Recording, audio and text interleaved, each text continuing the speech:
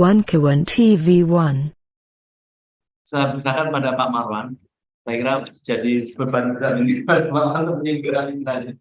Tapi satu hal saya sebutkan pertanyaan, nanti mungkin kalau bisa masuk ke situ. Yang jelas masih gantung hasil dari DPR kemarin. Dan berharap untuk Sri Mulyani dipanggil, tapi mereka juga nggak jelas mau kapan, sebulan, 2 bulan, walaupun disebutkan beberapa anggota DPR, ya besok misalnya gitu. Ya, Lagi, tapi kan belum jelas. Ya. Nah, apa yang harus dilakukan pemeriksaan terhadap Sri Mulyani supaya tidak terkesan mendatar aja. Nah, itu sulit tantangan karena meletakkannya di mana? Saya katakan Pak Dr. Marwan Berdua. Ya, terima kasih. Pemimpin kita ini semakin berkibar nih. Ya, hari acara. Dikerjain sama kepala itu bagaimana? Ya, assalamualaikum warahmatullahi wabarakatuh. Waalaikumsalam.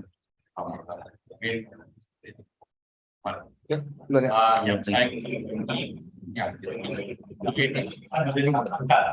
silakan kedua. Begini jalan.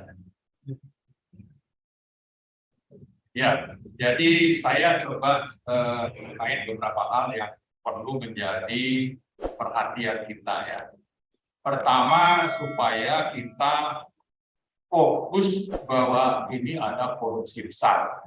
Jadi jangan terkaitkan dengan masalah dasar hukum atau coba digiring ke masalah-masalah yang sifatnya itu justru bisa melemahkan penuntasan kasus besar ini. Karena tadi Pak Antoni sudah sebutkan, jadi kita bukan bicara sekedar 350 triliun atau 349,8 ya.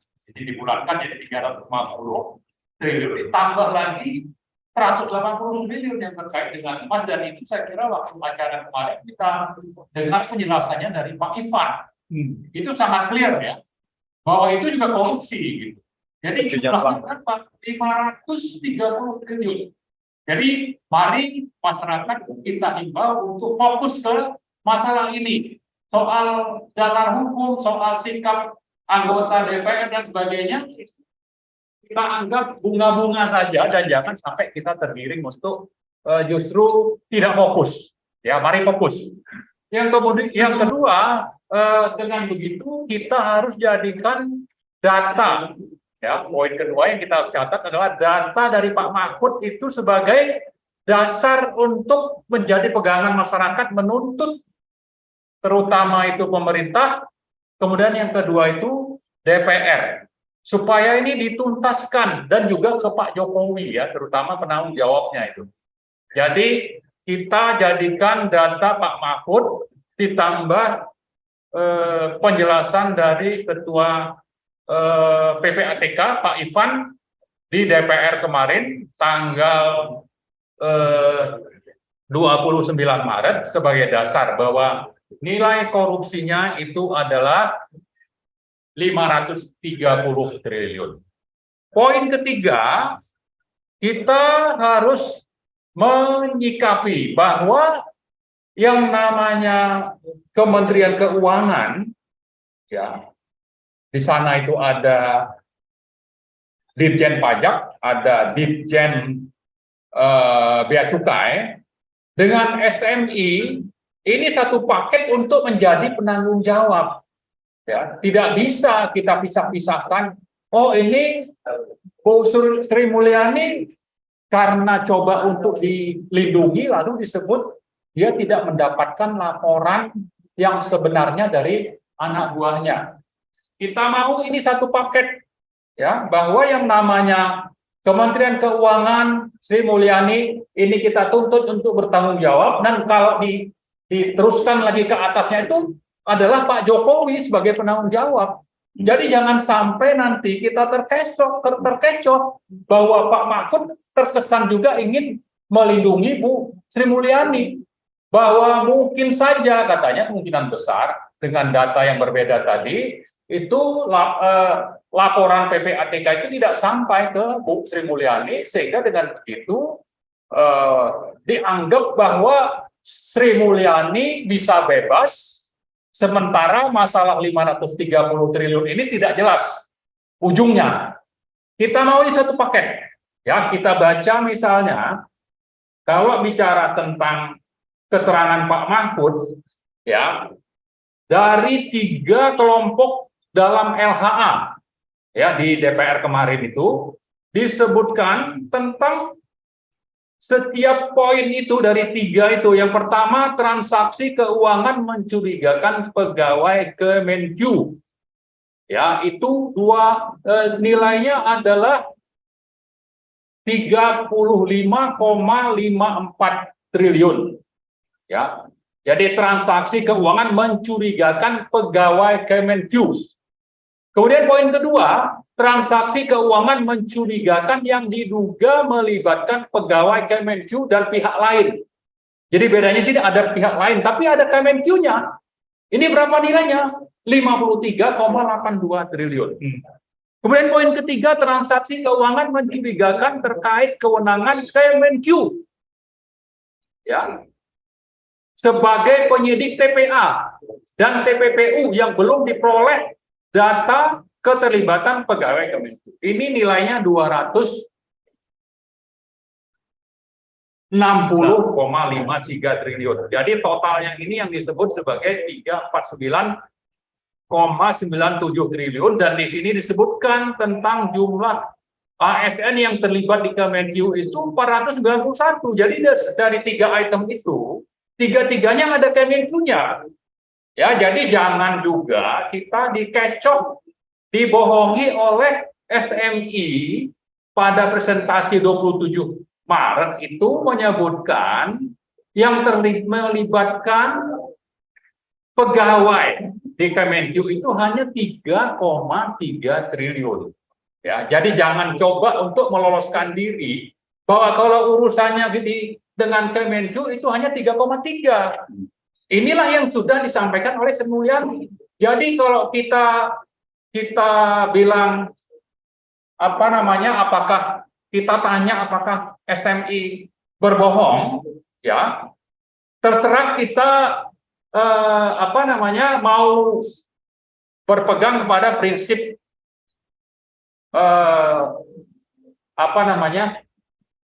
dugaan tidak bersalah, tapi bahwa paketnya adalah Kemenq dan SMI, maka tanggung jawabnya itu tetap ada di kepalanya siapa di Kemenq itu, SMI. Lalu bosnya siapa? Itu ada Joko Widodo. Jadi dua-duanya tanggung jawab, dan nilainya itu bukan sekedar 3,3 yang disebutkan oleh Sri Mulyani, tapi adalah 530 triliun. Ya, itulah yang harusnya menjadi pegangan kita. Dan ini poin ketiga yang ingin saya sampaikan, bahwa ini satu paket, ya. Lalu ada penanggung jawabnya. Poin keempat yang ingin saya sampaikan adalah bahwa kalau kita bicara bahwa di sana banyak uang dan di sana potensi ada moral hazard yang akan terjadi, itu bisa didukung dengan fakta bahwa tax ratio kita itu sangat rendah, ya, terutama setelah Pak Jokowi jadi presiden dalam 6 atau 7 tahun terakhir. Bahwa waktu Pak SBY itu tax ratio kita masih 11,3% terhadap PDB, maka setelah Pak Jokowi itu rata-ratanya hanya 9,5%. Ya, itu sangat signifikan itu. Tadi Pak Antoni bilang kalau naik 1% saja, itu sudah berapa puluh atau ratus triliun. Jadi kalau turun dari 11,3 di era Pak SBY 5 tahun terakhir, ya, artinya itu dari 2009 sampai 2014 sampai 2009 sampai 2014. Nah, Pak Jokowi itu kita hitung dari 2015 sampai terakhir ini 7 tahun. Kalau 5 tahun terakhir Pak SBY itu 11,3 turun ke 9,5, artinya memang moral kita bicara soal pajak itu sudah sangat nyata, ya. Dengan begitu, maka kita semakin yakin bahwa memang kalau turun karena ada korupsi di sektor penerimaan keuangan negara kita yang utama itu datangnya dari pajak dan bea cukai atau pajak lah istilahnya itu, maka itu memang tidak terbantahkan ada sesuatu. Ini hanya ingin mengkonfirmasi bahwa dugaan korupsi itu didukung dengan fakta bahwa tax ratio kita itu semakin menurun. Nah, lalu poin kelima yang ingin saya sampaikan adalah bahwa ini melibatkan oligarki. Kalau sudah oligarki itu bicara tentang bukan saja praktek waktu pajak itu akan dihitung lalu dipungut oleh negara, tapi oligarki berperan sejak menyusun kebijakan, membuat aturan, undang-undang dan aturan. Dan itu melibatkan juga eksekutif yang kepalanya itu adalah namanya Presiden Joko Widodo. Peran oligarki untuk membuat bagaimana penerimaan negara itu semakin menciut. Fakta tadi sudah disebutkan, dan Pak Antoni juga saya kira sudah menyampaikan tadi, dan sudah banyak juga menyampaikan bagaimana objek pajak itu bisa bernegosiasi untuk nanti dengan begitu yang didapat negara itu sangat minim, tapi yang menikmati itu adalah oligarki bersama orang-orang yang ada di Kementerian Keuangan. Ini yang saya kira harus kita ingatkan, bahwa oligarki bisa saja menjadikan Sri Mulyani itu sebagai perisai. Ini ada nih menteri terbaik dunia misalnya, ada orang bersih, sehingga tidak mungkin ada masalah pajak, ada kebohongan, ada moral hazard di sektor pajak misalnya. Karena menterinya sudah dapat nama, orang baik ini, orang kredibel ini. Nah, disinilah oligarki berlindung. Nah, sementara mungkin saja ya Sri Mulyani menikmati, dia mungkin tidak menerima dari masalah tadi, tapi dari sektor lain bisa saja Sri Mulyani itu mendapat kenikmatan, ya minimal dia dapat jabatan dan juga dapat link dengan Bank Dunia kah, IMF kah, yang memberi kredit ke pemerintah lah dan sebagainya. Jadi bisa saja tidak langsung, tapi yang jelas oligarki itu terlibat membuat penerimaan negara semakin rendah, tapi oligarki juga bisa saja menjadikan Sri Mulyani sebagai perisai, tapi di sisi lain Sri Mulyani ini mendapat keuntungan dalam tanda petik, apakah itu material atau sifatnya itu hal-hal lain yang non material. Nah, dengan begitu sebetulnya kita poin ketujuhnya, poin keenamnya kita ingin mengingatkan bahwa yang namanya Sri Mulyani itu jangan kita biarkan untuk terus berkiprah, ya. Tapi lalu karena di awal itu waktu Pak Mahfud presentasi kan sudah pasang perisai ya, bahwa dia percaya hubungan baik macam-macam selama di kabinet ya. Tapi lalu dia menyatakan yang salah bawahannya. Jangan seperti itu. Kalau memang Sri Mulyani itu harus bertanggung jawab dan memang harus dicari ini keterlibatannya, Pak Mahfud jangan pakai basa-basi gitu. Ya harus fokus Pak Jokowi juga. Tapi kalau Pak Jokowi juga berperan bersama oligarki itu, maka Pak Jokowinya juga harus kita tuntut. Nah, karena itu poin terakhirnya adalah kita seperti pernah kami usulkan tanggal 17 Maret yang lalu, kita menyatakan ya di acara webinar 17 Maret yang lalu supaya DPR membentuk pansus. Nah, kemarin kan cukup banyak itu. Tapi kan kita tidak melihat kesimpulan rapat itu apa kemarin. Memang sampai malam. Tapi kan harusnya ini hari ini sudah ada nih kesimpulan bahwa DPR akan segera membentuk pansus. Nah, ini belum jelas kapan ini. Ya, jangan-jangan hanya retorika. Nah, kita minta ini segera bentuk pansus dalam waktu misalnya seminggu ini kita tuntut supaya pansus, saya tadi usulkan namanya itu kira-kira pansus dugaan korupsi Kementerian Keuangan, ya. Karena memang melibatkan seperti selainnya Pak Mahfud itu kan semuanya melibatkan Kementerian Keuangan. Memang ada, pasti ada objek pajaknya justru yang jadi masalah juga yang ada di oligarki. Jadi kita minta supaya segera dibentuk pansus. Nah, sejalan dengan itu, poin paling akhir adalah jangan sampai ada barter kasus.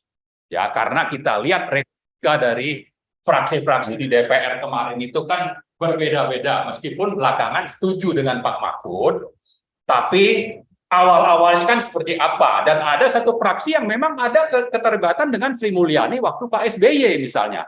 Jangan sampai ini ada pansus tapi ujungnya tidak jelas, sama seperti pansus Bank Senturi, bikin pansus tapi ujungnya tidak jelas. Ini juga kita khawatirkan seperti itu, bentuk pansus tapi nanti dengan begitu koruptornya tidak ditangkap, Sri Mulyani tetap berkibar, ya, menjadi orang bersih, ya, menjadi perisai oligarki untuk menjalankan agenda-agendanya. Nah, kita tidak mau itu. Jangan ada barter kasus, jangan mendorong pansus, tapi dengan begitu nanti kasus-kasus yang mereka alami di fraksinya, di partainya itu bisa terlindungi dengan adanya pansus atau temuan dari pansus terkait dengan korupsi, dugaan korupsi di Kementerian Keuangan ini. Saya kira itu yang dapat saya sampaikan. Ya. Terima kasih. Udah masih jalan, Pak. Sebentar, satu pertanyaan, Pak. Ini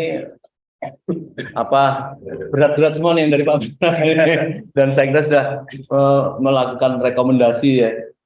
Nanti mungkin saya ada satu pertanyaan yang sama dari Pak Marwan dengan Pak Antoni. Pertama masalah nampaknya kan semua keruwetan ini sumbernya ini rusutnya ini kan ada di Menteri Keuangan. Karena baik di pajak ataupun di bea cukai ataupun di keuangan sendiri semua itu nampaknya kan ada pada dia. Dan sedangkan tidak menjalankan apa yang mesti dia lakukan. Nah, melihat seperti ini dikhawatirkan katakanlah kemudian dengan kosongan beberapa hari itu kemudian untuk menjadi menghilangkan bukti-bukti dan lain sebagainya. Mana yang terbagus? Karena memang mau dipanggil kan Sri Mulyani. Mana yang terbagus? Beliau sebaiknya segera diproses atau malah justru segera diberhentikan supaya tidak bisa menghilangkan fakta-fakta gitu. Iya. Ini agak susah karena tadi kita harus melihat juga sebagai asas praduga tidak bersalah juga. Jadi artinya pada saat ini kan bahwa Mahfud mengatakan dia sangat mempercayai Sri Mulyani, tetapi tidak ada akses terhadap anak buahnya kan gitu kan. Nah itu kita harus hargai juga. Jadi harus diusut tuntas bahwa menghilangkan barang bukti ini agak susah karena ini sumbernya dari PPATK. Dan itu ada semua dan itu sudah disebar semuanya. Jadi artinya bukan hanya Kementerian Keuangan saja yang mendapatkan data itu, tapi APH yang lain juga sudah mendapatkan. Ya, dan yang penting adalah ada di Kemenko, di Menko ya, di Pak Mahfud juga ada di PPATK. Jadi saya rasa itu tidak perlu dikhawatirkan. Yang penting adalah ya harus diusut tuntas. Kalau saya pansus boleh saja dan kita dorong, tetapi itu harus paralel dengan penegakan hukum gitu. Karena seperti waktu itu juga Bank Senturi itu kan sebetulnya paralel juga, ada pansus lalu juga ada penegakan hukum di mana bahwa ada juga yang bersalah dari pihak bank dan sebagainya juga dihukum kan gitu. Nah ini juga harus dilakukan begitu secepatnya. Mungkin mengenai nama pansus kalau tadi ya sekilas itu aja mungkin dulu ada Bulog Gate mungkin ini Kemenq Gate aja betul Kemenq Gate atau mungkin jangan SMI Gate Kemenq Gate aja nah itu saya rasa itu lebih langsung aja menokok gitu jelas itu efeknya di situ gitu. Ya, saya rasa itu Terakhir, ya. Apa poin terpenting andai kata dalam 1 Juli ini Mulyani dipanggil ke DPR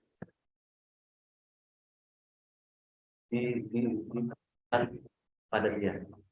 Rasa pertanyaan itu saya rasa sudah terungkap semua ya. Jadi data-data dan sebagainya sudah terungkap.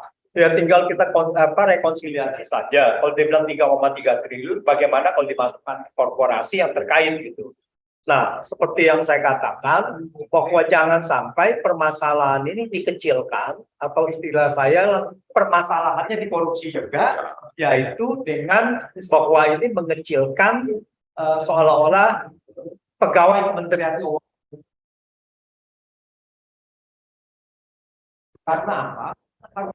Proksinya kan, TPPU telah mengatakan proksi gitu. Lalu ada satu misalnya, ini dari penjelasan Sri Mulyani ya, pada saat itu ada pegawainya dilihat, ini ada gak ya keterkaitan dengan si wajib pajak itu? Dia minta katanya dari wajib pajak perusahaan, dia minta, oh tidak ada transfer kepada pegawainya, pegawai Kementerian Keuangan, jadi dianggapnya itu tidak bersalah. Lah, TPPU pakai transfer begitu, ini gimana? Jadi makanya saya bilang tadi, Sri Mulyani itu tidak kompeten untuk itu.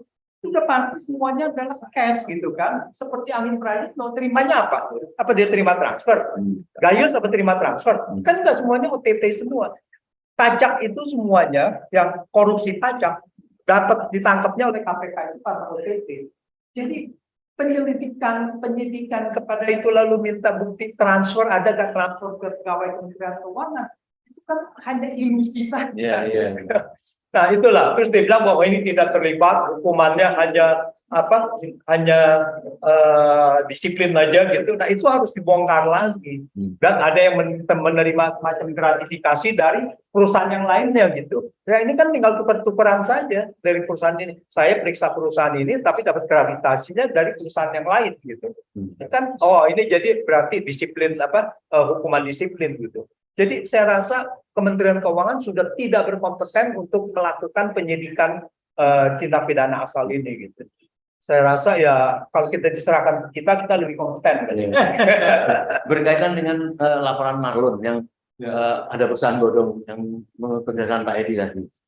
Itu secara hukum apa yang harus segera dilakukan kalau memang betul-betul itu ternyata bodong dan terjadi katakanlah pencucian uang atau apalah korupsi begitu. Ini pertama adalah perusahaan bodong ini adalah penipuan. Tentu saja ini tindak pidana penipuan. Dan nggak hanya begitu, ini banyak korbannya gitu. Salah satu Burtok Antoni itu adalah korbannya gitu. Dan bukan hanya segitu lagi, ya itu udah sampai triliunan juga gitu. Dan ini harus diusut. Dan ini kalau itu ya dia harus juga melaporkan kepada polisi, apalagi dia sudah ngecek ya bahwa di situ tidak ada Kemenkumham, lalu tidak ada NPWP, sudah pasti itu harus dilaporkan ke polisi, sudah harus turun tangan. Laporkan aja pada saat ini ke Menko Polhukam, sekalian biar Menko menggerakkan semuanya gitu kan. Menko spesialis untuk penipuan, korupsi dan sebagainya. Baik, terima kasih Pak Prof. Oke. Ya, kami mau melanjutkan sama Pak Marwan dulu. Terima kasih. Mohon maaf, harus jalan dulu. Ya, baik. Ya, oke. Ayo, mari ketemu. Terima kasih. Sukses selalu. Ya. Baik, Pak Marwan. Nampaknya yang perlu digambarkan karena masyarakat ini kan senang sekali dengan ada pertemuan kemarin di antara Pak Mahfud dengan DPR. Orang memperkirakan pertemuan ini akan kompak, kemudian mengkerucut DPR sekali menerima info-info dari Pak Mahfud, kemudian akan mengejar terus kepada Sri Mulyani. Ternyata dugaan kita salah semua gitu. Salah semua, justru yang diserbu adalah Pak Mahfud. Seolah-olah menyalahi prosedur, mengapa harus melakukan ke umum, tidak ada kewenangan dan lain sebagainya itu. Nah, yang kedua dikhawatirkan jangan-jangan banyak sebagian anggota DPR yang jadi maksud terhadap masalah ini, sehingga semacam kebakarannya. Dua hal itu gimana Pak? Ya, saya memang tidak yakin, terutama Sri Mulyani dan juga dengan DPR, karena tadi sudah saya sampaikan, saya jadikan atau kita harus jadikan informasi dari PPATK dan Pak Mahfud sebagai dasar bahwa nilai dugaan korupsinya, dugaan pencucian uangnya itu 530 triliun. Itu harus jadi dasar. Bahwa kalau ada oligarki yang memang sangat berkepentingan supaya ini tidak dibongkar, di satu sisi kemudian praktek-prakteknya itu bisa berlanjut ke depan di sisi lain, maka mereka berkepentingan untuk itu. Ya, nah, di mana oligarki bermain? Ya, minimal di pegawai atau ASN yang ada di Kementerian Keuangan, kemudian oknum-oknum yang ada di partai-partai. Apalagi oligarki itu ada beberapa yang punya partai sendiri gitu, atau membiayai partai. Jadi kalau ada suara berbeda seperti itu, maka kita tidak perlu heran, karena oligarki itu sangat dominan, terutama juga di partai, juga di pemerintahan.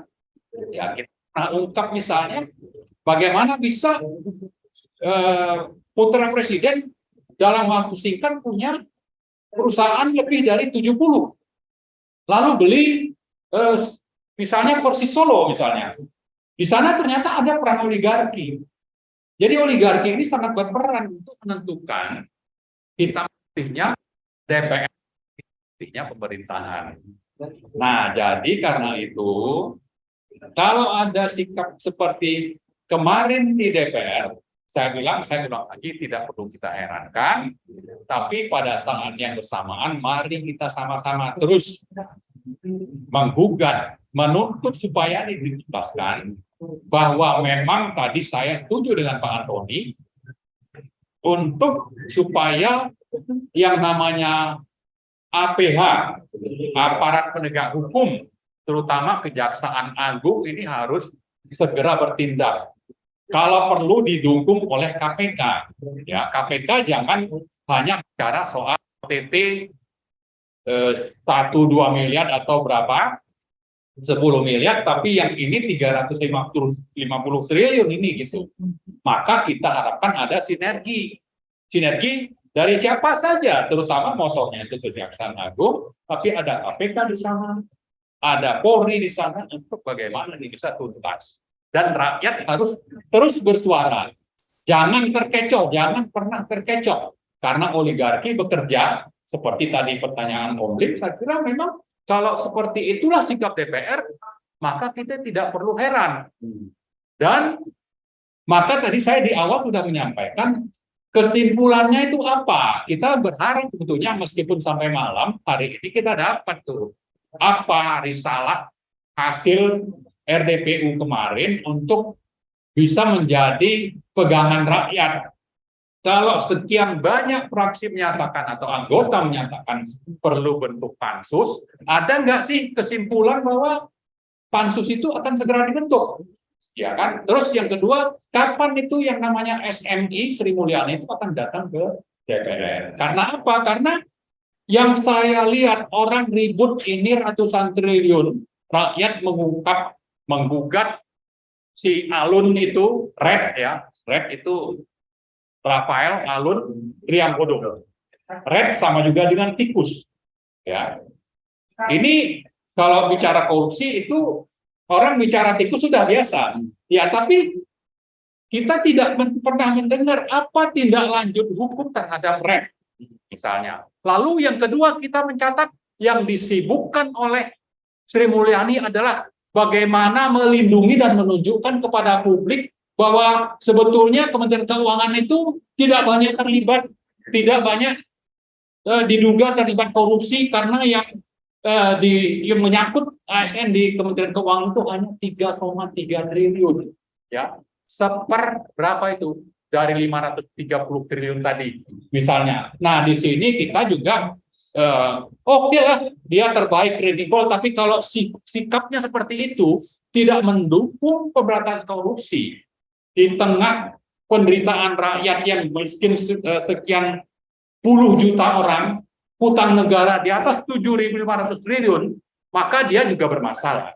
Dia sangat-sangat bermasalah. Kenapa sibuk mengurusi ASN lalu mengecilkan dugaan korupsi yang orang sudah bicara ratus, dia cuma bicara 3,3 triliun.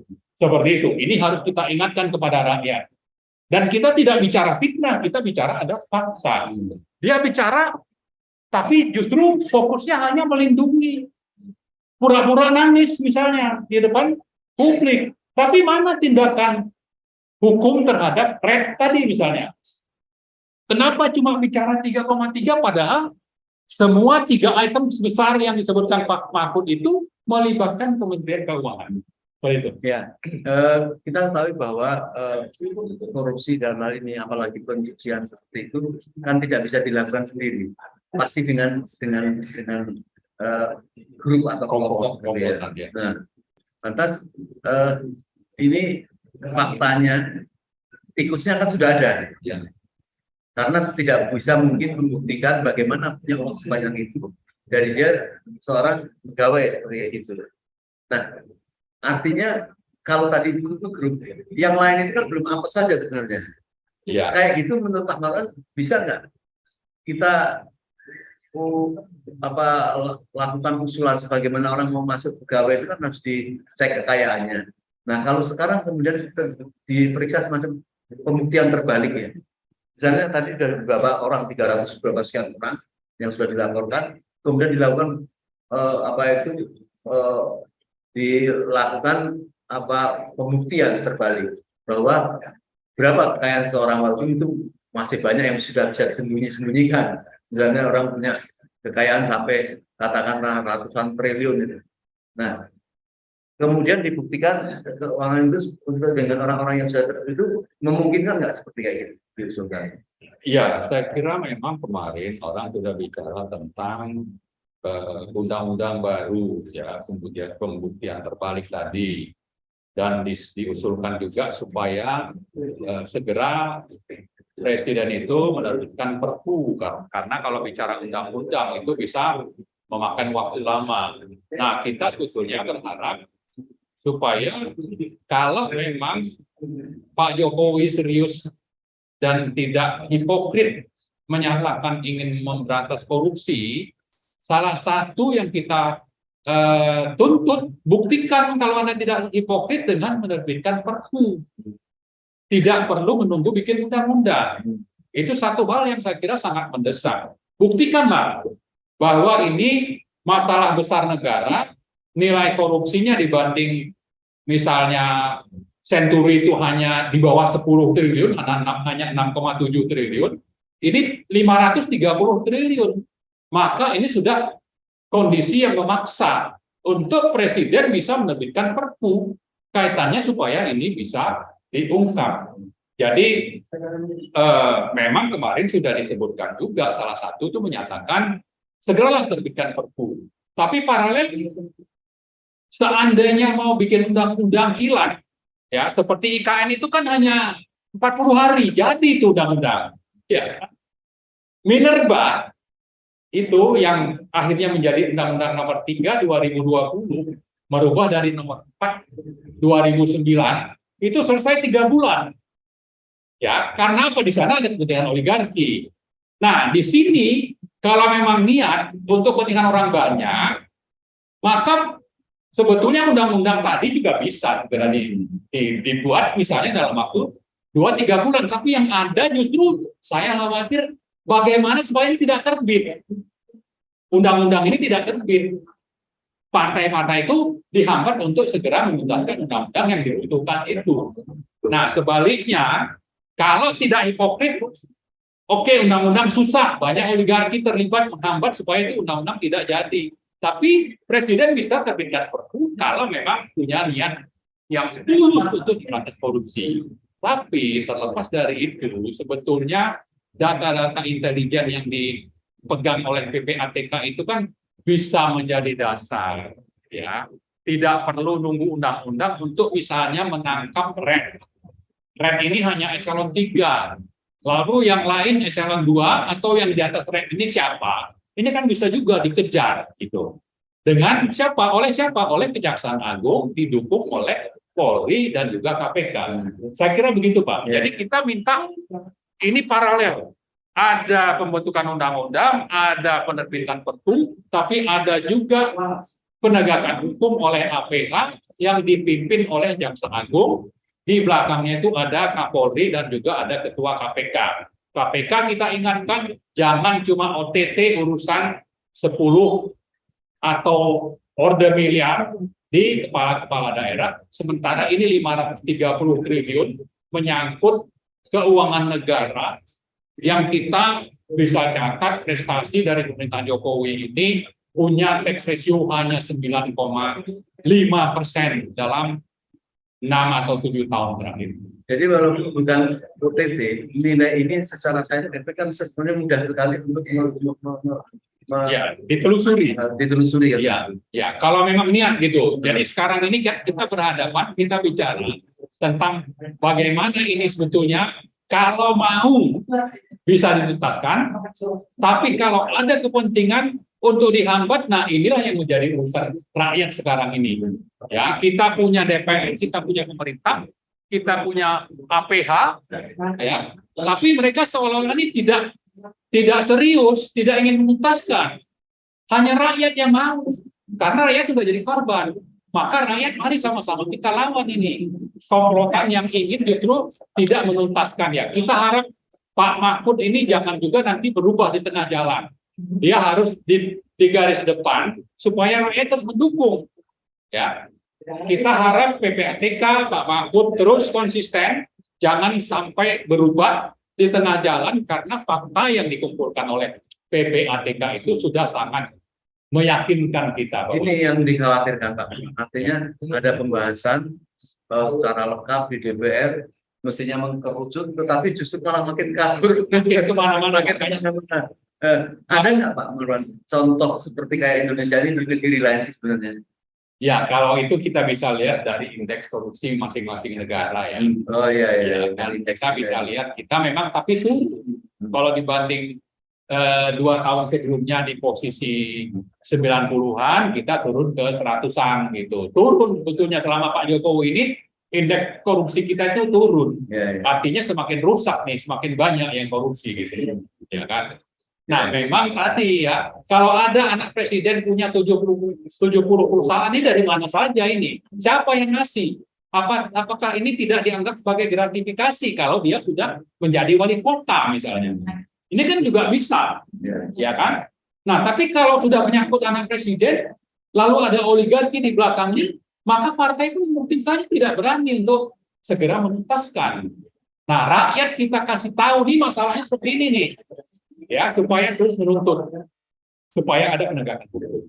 Ya, jadi memang PR bagi Indonesia ini menurut saya juga harus menyiapkan sistem yang baik, yang supaya tidak terulang seperti ini. Karena kalau misalnya ada keputusan potong generasi misalnya, sudah ini sudah, kemudian belum ada pengganti sistem yang baik juga berat juga Pak. Ya, betul. Jadi memang kita berharap bukannya diperpanjang, kalau perlu dipersingkat ini jabatan presiden karena sudah begitu banyak masalah. Jadi bukan sampai 2024 tapi dipersingkat, jangan malah minta perpanjangan. Nah, dengan adanya misalnya Pak Jokowi kan di acara webinar kita di tanggal 17 Maret yang lalu sudah kita tuntut untuk mundur. Ya. Jadi sebagai bentuk pertanggungjawaban terhadap kasus 349 ditambah 180 530 triliun ini, Pak Jokowi harusnya sadar ya dia gagal memberantas korupsi, tapi dia juga harus bertanggung jawab terhadap kerugian negara yang nilainya seperti sebesar itu. Dan di samping Pak Jokowi kita minta mundur, Bu Sri Mulyani juga kita minta mundur, tapi pada saat yang bersamaan kita berharap nanti muncul pemimpin yang memang bersih. Bersih, dengan begitu nanti bisa menghilangkan praktek-praktek korupsi yang berlangsung selama ini. Tapi pada saat yang bersamaan dengan program-programnya itu bisa membuat rakyat semakin sejahtera. Baik, Mas Haji ada yang mau mengajukan pertanyaan? Ya, kita waktu itu punya. Ya. Kau ngumumin aja biar mereka nanti saya buka mic aja mereka mau. Ya. Ya, jadi Panggil aja Pak Syafrin, Sofian. Siapa? Syafrin, Sofian. Ya, kita ada Pak Safrin. Silakan Pak Safrin. Dari Bandung. Dari Bandung ya. Hanya Ya, silakan Pak Safrin. saya keterima dengan baik. Halo, suara Ya, saya? ya. Ya. Oh ya, baik. Ya, saya setuju dengan apa yang telah disampaikan dengan 3 narasumber tadi. Tapi menurut saya ada hal-hal yang sebenarnya sudah bisa dilakukan tindakan. Sebenarnya kalau untuk TPPU ini kan adalah tindak pidana korupsi atau pencucian uang, ini berbahaya dan ini sangat dibenci oleh dunia gitu. Dan azasnya bukan praduga tidak bersalah seperti yang dikatakan oleh Pak Antoni tadi, tapi azasnya adalah pembuktian terbalik. Jadi ratusan pegawai negeri Kemenkeu yang sudah ada data-data dari PPATK itu sebenarnya sudah bisa ditangkap dan disuruh membuktikan kekayaan mereka gitu. Ya. Dan itu sebenarnya sudah bisa dilaksanakan. Lalu untuk Sri Mulyani sebenarnya juga sudah bisa kena di dalam tindak pidana korupsi karena sudah menghalang-halangi. Ya, karena korupsi itu bukannya karena mengambil harta saja, tapi menghalang-halangi atau menghambat penyelesaian tindak pidana korupsi, termasuk pembiaran dan juga memperkaya orang lain, atau katakanlah memperkaya anak buahnya, yang diantaranya juga sudah ada yang terbukti dan ditangkap oleh KPK, itu yang Bapak si anak yang menyiksa secara sadis itu sebenarnya sudah bisa dijadikan Sri Mulyani itu sebagai tersangka oleh KPK atau Kejaksaan Agung, ya. Jadi tidak perlu sebenarnya kita menunggu-nunggu. Nah, ini perlu ada desakan dari rakyat atau dari masyarakat bahwa semua pegawai negeri yang ada di dalam laporan PPATK dan juga laporan intelijen itu sudah bisa diproses dan ditangkap oleh KPK atau Kejaksaan Agung, termasuk Sri Mulyani yang menghalang-halangi. Itu juga pembuktian dia menyatakan bahwa 3 triliun ternyata 35 triliun, itu adalah salah satu bukti menghalang-halangi penyelesaian tindak pidana korupsi. Dan dia termasuk sebagai orang yang terlibat dalam korupsi. Itu sebagai tambahannya. Dan saya setuju juga dengan Pak Marwan tadi, ini sebenarnya harus mempersingkat jabatan presiden gitu. Dan Presiden Jokowi ternyata tidak mampu untuk menyelesaikan, dan ini sangat besar, bukan tera lagi tapi luar biasa, 530 triliun uang negara yang harusnya bisa meningkatkan atau menghilangkan kemiskinan telah disikat habis oleh para konglomerasi dan juga para aparat Kemenkeu. Itu tambahannya. Terima kasih. Baik. Berkati. Pak Dodi. Pak siapa? Dodi. Ya. Oh iya Pak Dodi sekalian Pak. Kami silakan Pak Dodi. Baik, terima kasih. Assalamualaikum warahmatullahi wabarakatuh. Saya coba singkat. Pertama, luar biasa paparan dari pembicara Bung Antoni, Bung Edi, dan terakhir Bung Marwan yang seperti biasa sangat sistematis. Saya kira pertama informasi yang ada, baik tadi malam RDP di DPR, sebelumnya di Komisi 11 Sri Mulyani, dan hari ini kita mendapatkan lagi informasi itu sudah sangat faktual kalau menurut saya. Dan seperti biasa harapan saya Bung Marwan akan menerbitkan dokumen 530 triliun ini ya, dalam bahasa yang sederhana agar rakyat dapat turut serta ya, merasakan, memikirkan tentang betapa para pengkhianat bangsa dan negara ini terus menggerogoti hajat hidup rakyat banyak begitu. Itu yang pertama ya. Jadi berharap sekali akan terdokumentasi agar informasi ini meluas di rakyat. Apa tujuannya? Karena menurut saya alternatif solusi tadi yang sudah disampaikan, sampai kepada harapan Jokowi membuat Perpu dan sebagainya, harus didesak untuk mundur. Saya kira benar sekali, tetapi saya sangat tidak percaya dengan cara-cara konvensional seperti demikian, ya. Sangat tidak percaya melihat track record daripada Jokowi dengan oligarkinya, dengan para politisi di DPR. Oleh karena itu, saya berharap bahwa hasil webinar ini benar-benar menjadikan suatu rancangan aksi, ya, menegakkan kedaulatan rakyat untuk membongkar, ya, 530 triliun dugaan korupsi di Kementerian Keuangan, ya, dengan tuntutan tentu saja pertanggungjawaban kepada rakyat dari Jokowi, Sri Mulyani, dan seluruh aparat Kementerian Keuangan yang terlibat. Dan yang ketiga, menurut saya seperti biasa, saya agak khawatir, ya, seperti kasus BLBI yang sudah 20 tahun lebih, kasus Bank Senturi yang nilainya tidak sampai 7 triliun, BLBI sekitar 147 triliun, ini 530 triliun. Ya, jadi ini yang harus dipikirkan, bagaimana kita mampu membangun koalisi rakyat, ya, untuk berkolaborasi. Ya, sekali lagi saya ingin kita membangun kolaborasi dengan Mahfud MD, ya, untuk mendukung, ya, membongkar kasus 530 triliun ini, khususnya di dalam menghadapi DPR, ya. Saya kira itu langkah konkret yang bisa dilakukan, ya. Jadi kita membangun koalisi rakyat untuk memberikan social pressure, political pressure, dan yang paling penting adalah pressure terhadap APH, ya, agar ada tindakan-tindakan nyata untuk membongkar 530 triliun dugaan Kementerian Keuangan ini. Demikian yang ingin saya sampaikan. Terima kasih atas kesempatannya. Assalamualaikum warahmatullahi wabarakatuh. Waalaikumsalam warahmatullahi wabarakatuh. Saya kira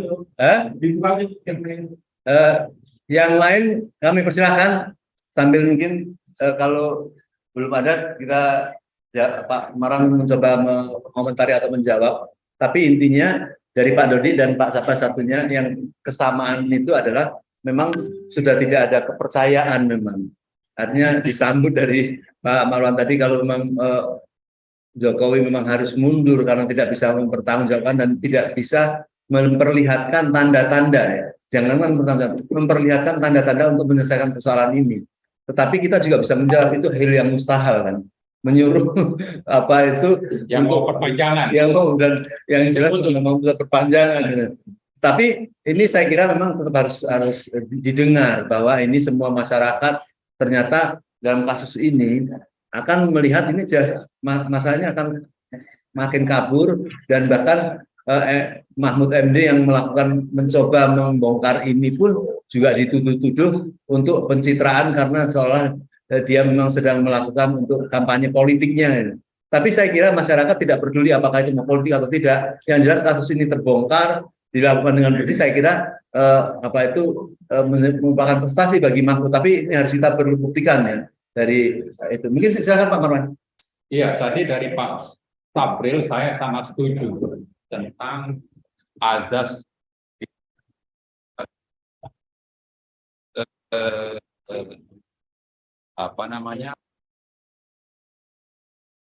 pembuktian terbalik, ya, Pak Sabril tadi. Jadi bukan yang dipakai itu azas praduga tak bersalah, tapi azas pembuktian terbalik. Dan kita gabungkan itu dengan fakta bahwa motif dibalik presentasi Sri Mulyani di Komisi 11 DPR tanggal 27 Maret yang lalu, itu kan kita bisa lihat motifnya ini apa.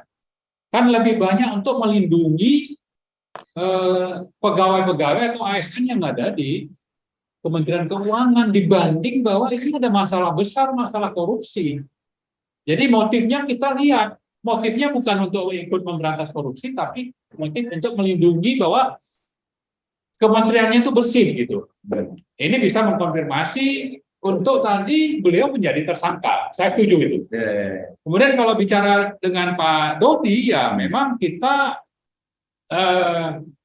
perlu mendorong segera dibentuknya tadi undang-undang perampasan aset yang mengemuka cukup banyak diungkap oleh anggota DPR di RDPU kemarin. Jadi segeralah bentuk itu undang-undang perampasan aset dan sudah tertunda yang menurut Pak Mahfud sudah berapa tahun yang lalu mestinya jadi undang-undang masuk dalam RUU Prolegnas prioritas, tapi justru itu dibatalkan menjadi RUU prioritas. Ini kan berarti oligarki bekerja. Untuk apa? Untuk justru supaya praktek-praktek koruptifnya itu terus berlangsung. Nah, tapi yang juga kita catat adalah bagaimana supaya rakyat itu dari Pak Dodi ya terus ikut terlibat bagaimana mengadvokasi kasus ini supaya bisa tuntas, dan harapannya kita perlu koordinasi bahwa kalau kita misalnya concern dengan pembentukan undang-undang Ciptaker yang sekarang juga rencananya masih akan ada demo, dan ini sudah berlangsung bertahun-tahun, dan itu rakyat mahasiswa bersatu termasuk buruh di garis depan. Nah, untuk kasus 530 triliun ini kita berharap juga rakyat bersatu dalam barisan untuk menuntut supaya ini dituntaskan. Pada saat yang bersamaan kita minta supaya Sri Mulyani diadili, dan kita tuntut juga Presiden Jokowi bertanggung jawab, sekaligus untuk kita tuntut segera mundur, bukan untuk minta perpanjangan masa jabatan. Ya. Baik, saya kira yang menjadi satu kebersamaan yaitu terhadap Sri Mulyani. Jadi kita rakyat harus mendorong terus, mengingatkan DPR untuk segera secepatnya, mestinya karena kemarin sudah beliau hadir, tapi dengan alasan ada yang lebih penting. Saya kira ini bermasalah juga untuk melakukan satu RDPU itu tidak dikonfirmasikan dulu, bisa datang nggak jam sini, tanggal segini. Ini kemudian dengan seolah mendadak tidak hadir. Saya satu masalah yang menyebabkan semua orang memang ragu, dan sebelumnya juga ragu, sehingga memang kita beri kesempatan kepada DPR dan kepada Mahfud untuk melanjutkan pertemuan itu. Dan tidak salah juga kalau tadi Pak Marwan sampaikan dari masyarakat ya, mahasiswa, bahkan dari UI kemarin dia mengatakan kalau dulu dia demo tidak mau dicampuri dengan pihak-pihak lain, sekarang dia mempersilahkan dari manapun dan masyarakat apapun yang merasa dirugikan silakan akan turun bareng. Ini bisa berbuntut panjang dan akan tegas apabila ini tidak diberlakukan dengan cepat untuk menindak ini. Saya kira mungkin ini kita akan ada webinar lanjutan tentunya setelah ada pertemuan lagi DPR, dan sebaliknya kita akan mendesak apabila tidak segera dilakukan pertemuan. Mungkin itu Pak Marwan. Ya, saya sedikit lagi mau menambahkan ada dua hal. Pertama, mari kita kampanyekan pembentukan Kemenkyu-Gate di DPR, Pansus Kemenkyu-Gate. Ini kampanye kita nih, rakyat yang memang anti korupsi, mari sama-sama kita suarakan ini. Yang kedua, mari kita tuntut Pak Jokowi mundur. Kenapa? Karena kemarin itu dari DPR mengatakan ini kok seolah-olah pemerintah ini kan eksekutif satu. Ada suara Bu Sri Mulyani berbeda dengan suara Pak Mahfud. Artinya ada masalah di pemerintahan. Tapi yang mimpin dua orang ini siapa? Ini kan presiden. Presiden bertanggung jawab. Kemana saja nih presiden kok ada dua menteri pendapat yang berbeda? Satu ingin hanya menyelamatkan Kementerian Keuangannya, ya. Satu mengungkap fakta yang disampaikan oleh PPATK. Dan ini tidak terbantahkan.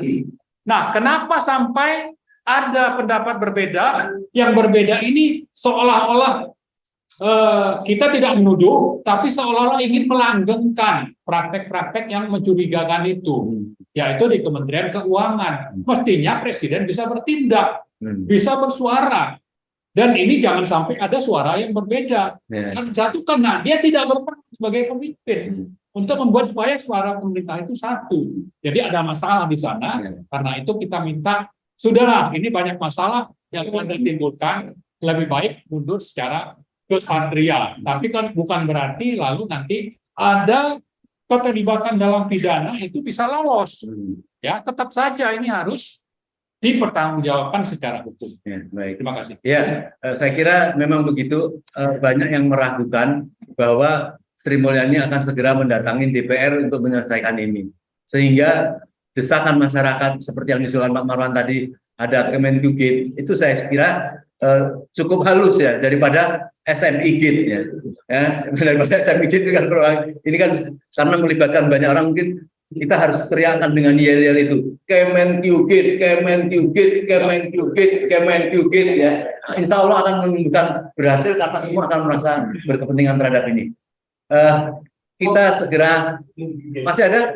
Biar aja teman-teman yang itu mungkin mau komentar dengan Ya, sebelum kita tutup mungkin ada komentar, kan persilakan. Sapril. Pak Sapril. Miknya udah dibuka, jadi mereka tinggal ambil aja. Iya. Ya. Sudah dibuka, Pak. Silakan langsung kalau mau sebelum kita tutup persiapan buka. Nah, terima kasih.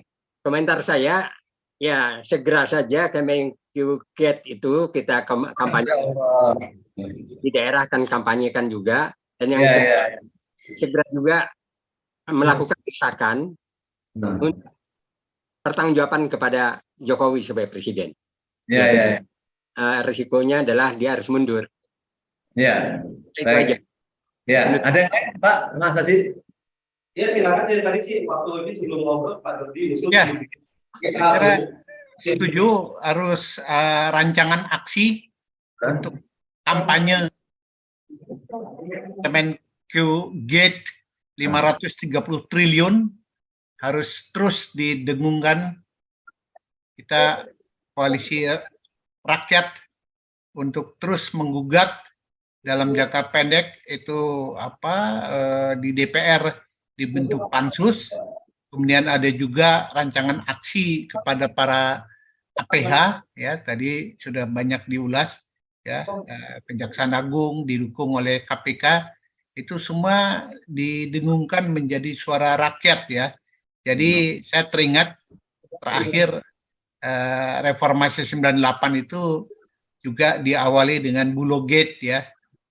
Ya terus terang, kalau saya lebih percaya kepada penegakan kedaulatan rakyat di dalam membongkar 530 triliun ini ya, karena sudah terlalu muak dengan oligarki, dengan penguasa yang seolah-olah demikian kuat bercokol ya.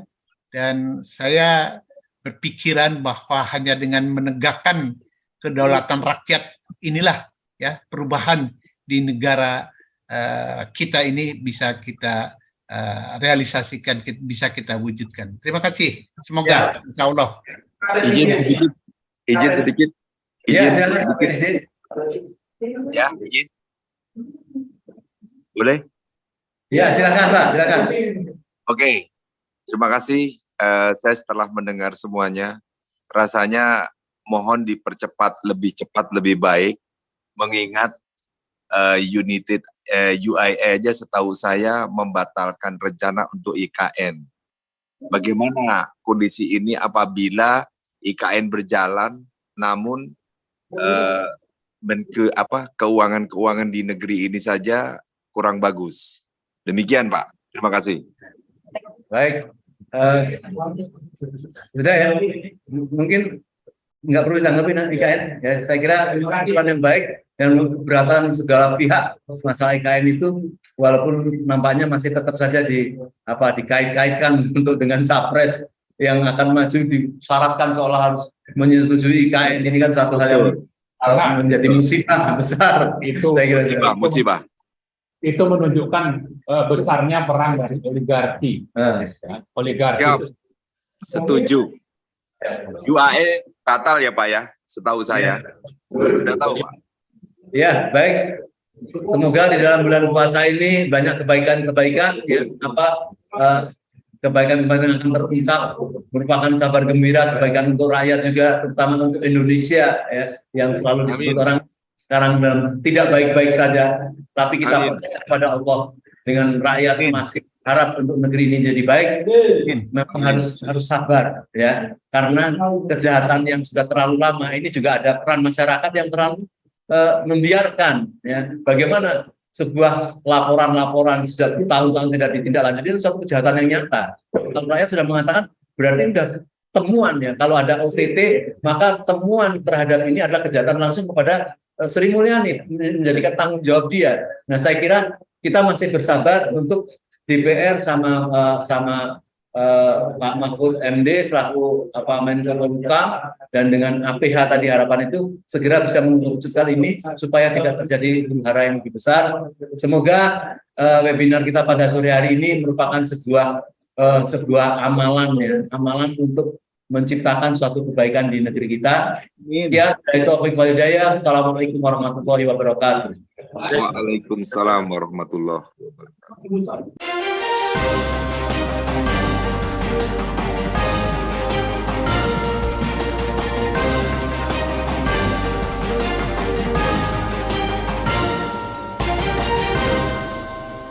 One Kawan TV 1